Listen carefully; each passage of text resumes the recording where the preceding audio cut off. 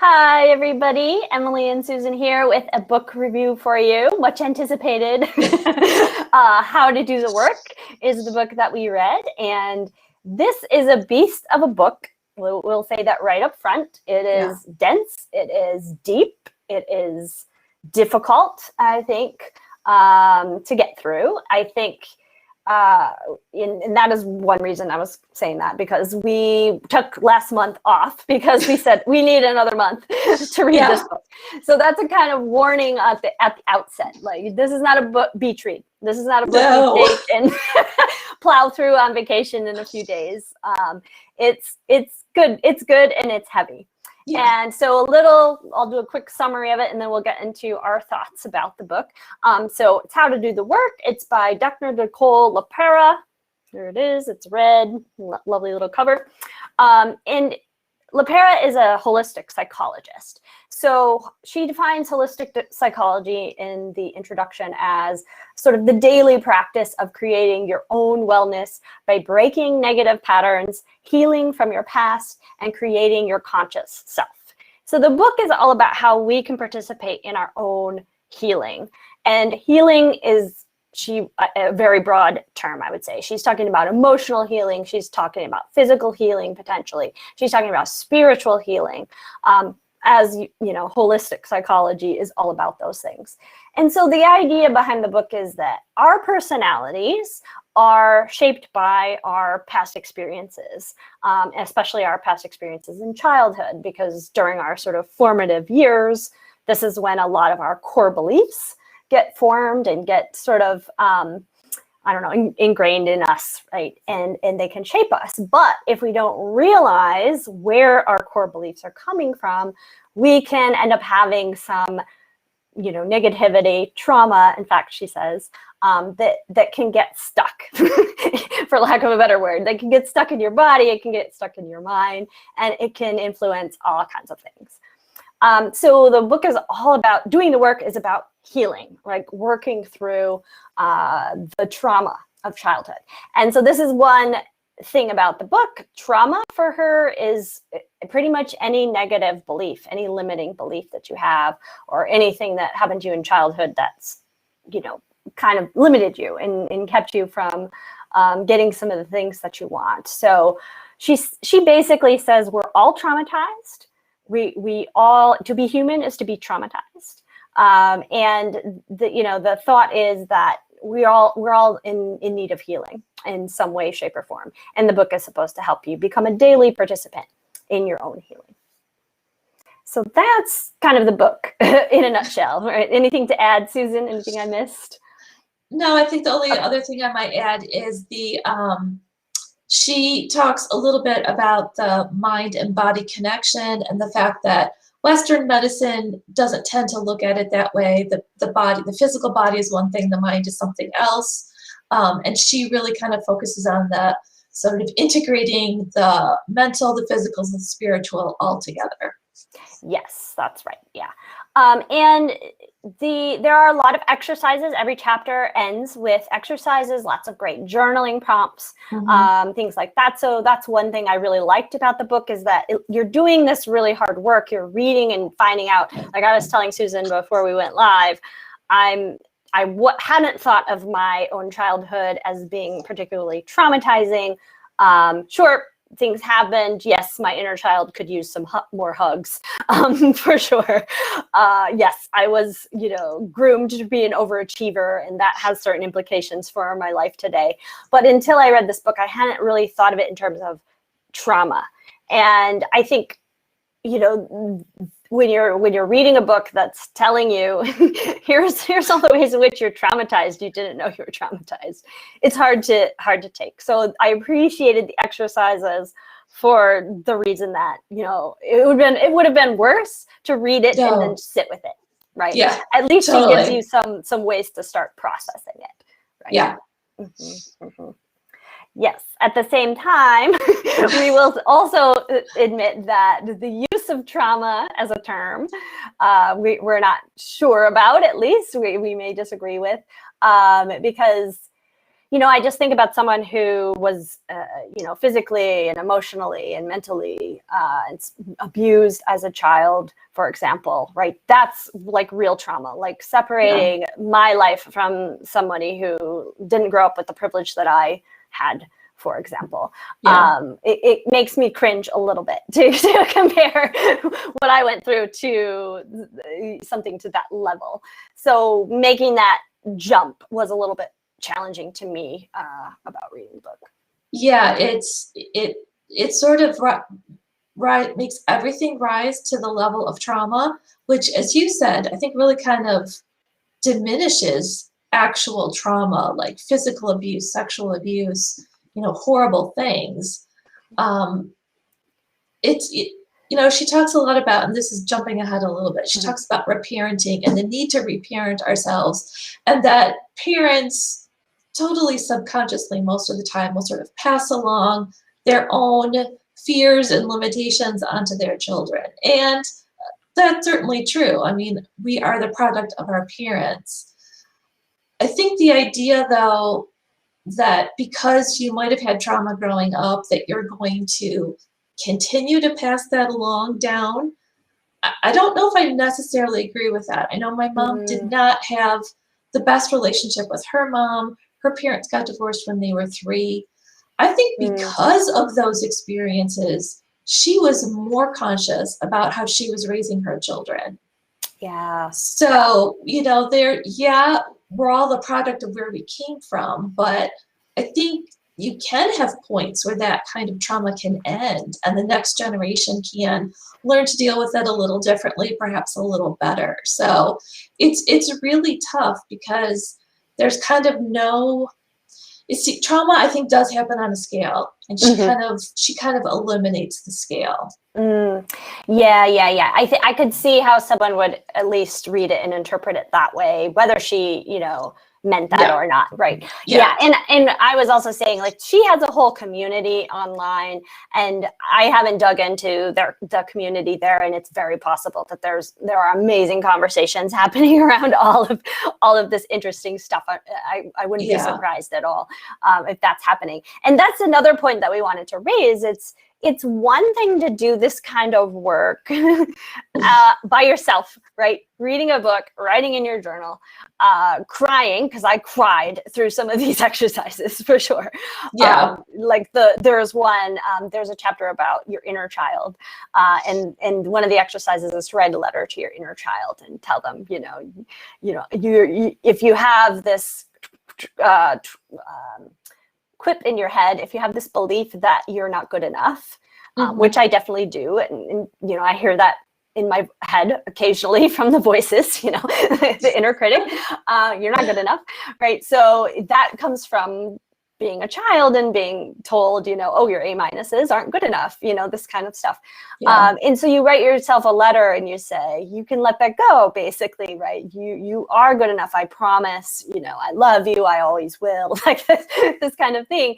And to me, it sounds almost silly talking about it out loud, but when you're writing, this is I think the power of expressive writing, and pairing this book with that kind of work can be really powerful.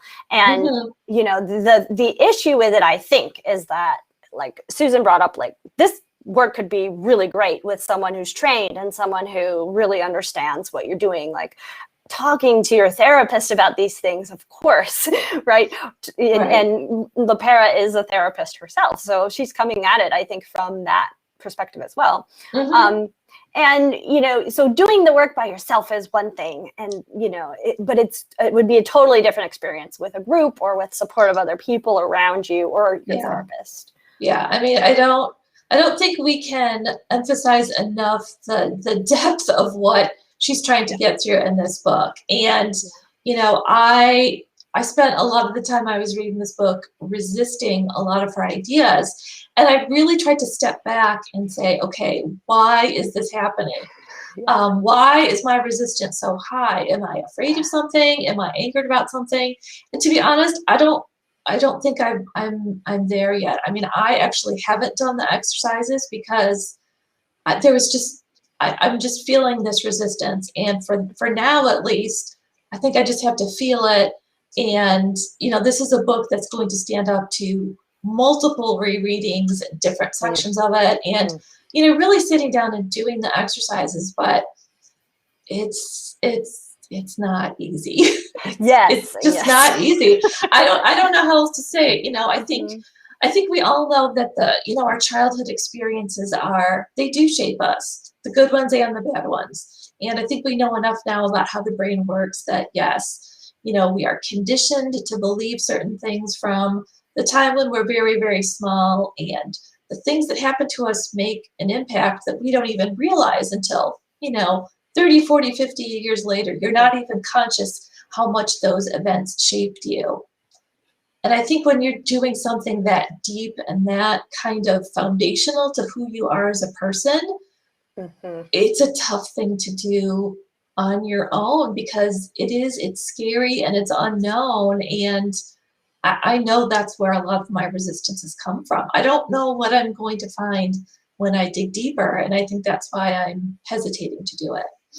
Yes. Yeah. That mirrors my experience as well. I'm reading the book and I'm like, oh, I need to do these exercises, maybe tomorrow, maybe. And then I was telling Susan as well, like the only real reason I did these exercises is because she and I were going to get on this call and review the book. And I wanted to make sure that, I did thorough, whatever. I don't know. I'm being a good researcher.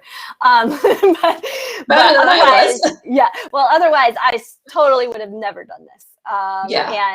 And so in my head, I am questioning, am I being resistant because it's too real? Like it's too much and I can't handle it? Or am I being resistant because actually I'm okay and I wasn't in fact traumatized and I don't need to do these exercises? That's the constant battle, tug of war in my head as I'm reading it. They were good. I will say I'm glad that I did them. I think they did help. But I think, I could have taken 2 weeks off, if I could have taken 2 weeks off and just focused on working on myself for 2 weeks. That would be amazing. That would be an amazing transformative experience. There's no doubt about that. And then I think you'd still need a whole 2 weeks after that to kind of just pull myself up off the floor. Yes, probably. Yeah. to come to terms with it and to kind of really do some of that healing, because this is going to take a lot out of you. And I think we talked about this before we went live, but it's really hard for me to get on board with the idea that everyone is traumatized. Every person needs reparenting. And I don't usually say this about personal development books that I read, but I have to wonder if the author's own experiences of her childhood experiences and how she dealt with some of her adult relationships within her family, I feel that they have in some ways colored her outlook more than is reasonable. She was really upfront about her own childhood. She did bring it in throughout the book. I think in every chapter she had a story or she had something from her own life that she was bringing in. So I did appreciate that context. Absolutely. And I think you're right that she definitely used her own experience in writing the book. That's pretty clear, her own process that she's developed, that she's worked with other people on, I think is definitely her own process for working through a lot of these things. And we're all different. We all have different life experiences. Therapy works differently for different people. Even types of therapy, there's many different types of therapy. So it would make sense that, this book has a specific audience. I don't think it's the best tool for me to work through these things. But I think I took a lot from it. I will say that there's I really liked the chapter on the power of belief and explaining how our beliefs work. I liked the inner child chapter, because I think if there's parts of this where I need the most work, it probably is in connecting with my inner child playing more, in my regular day-to-day life. Like I said, giving that inner child a hug. Yeah. And the chapter on boundaries really stood out to me as well, because I think that's another place where I could use some work. And I thought that one was really practical. There's a lot of really good practical tips. I really liked how she divided boundaries into like 3 different parts, or whatever she was calling them. Yeah. Right. Like some people have trouble because they're too rigid with their boundaries, and some people are too loose. Right. And I found myself thinking, I'm sometimes too rigid and I'm sometimes too loose on my boundaries, which is interesting, because before reading the chapter, I was just like, oh yeah, I set no boundaries. I'm no good at that. But it helped me see how, well, actually, I'm pretty rigid when it comes to emotional boundaries. So that was interesting. But I thought that chapter in particular was really practical. There are a couple chapters toward the end that are more practical. Yeah, and there's, I don't want to suggest that the book is not good, because that's not. I definitely appreciated the examples that she shared from her own life, because she's talking about some pretty esoteric stuff. So having concrete examples from her own experiences or from people she's counseled in the past, those were really helpful. And I certainly appreciate that she is approaching this from multiple modalities. She's obviously studied and learned about a lot of different types of counseling, and that plays into this as well. And it's absolutely a more holistic approach, I think, to solving things than we've seen before. It's, she's very much about integrating multiple, and I'm totally on board with how you feel physically and how that affects you mentally, and vice versa. Absolutely. All that being said, this was a tough one. This was just I don't know how else to say it. And I think what you said about, obviously we're all unique. We all have individual experiences growing up. And for this book in particular, everyone's experience, I think, is going to be dramatically different of how they respond and experience to this book. Yeah, I mean, if you're thinking about reading it, I wouldn't deter you from reading it for sure. Right. And I would say, like, I think in a LinkedIn post that I compared it to a root canal. Like, I think, that you need it. It's not going to be fun. But if you're, in the right mind space, you're in the right mental frame of mind to do this kind of work, then this is a great guide. I think if you're in that right space and you know what you need, and I think you could even easily pluck out a chapter and read it and think about it and turn it over in your mind. You wouldn't have to read it all in one sitting. It's a lot to read in one sitting, right? Yeah, I mean, I spaced it out over a few weeks, and even that seemed like sometimes that seemed a bit much. Yeah. At least I spent at least 2 months, reading it basically. And it's a beast, like I said at the beginning. That's what. And I definitely wouldn't recommend this to someone who is conscious of going through something and trying to work through something, because I think this book does require a certain comfort level with prior personal development work and personal growth work, and sort of understanding a little bit about what that process is and what it means to you. This is not the first personal development book you should read. If you're just getting into the genre, do not start with this one. Right. Because it's just too much too soon. So, I think this is kind of like more the graduate level coursework. Yeah, that's a good way to describe it as well. It's deep. It's heavy and dense, and there's a lot, and not just.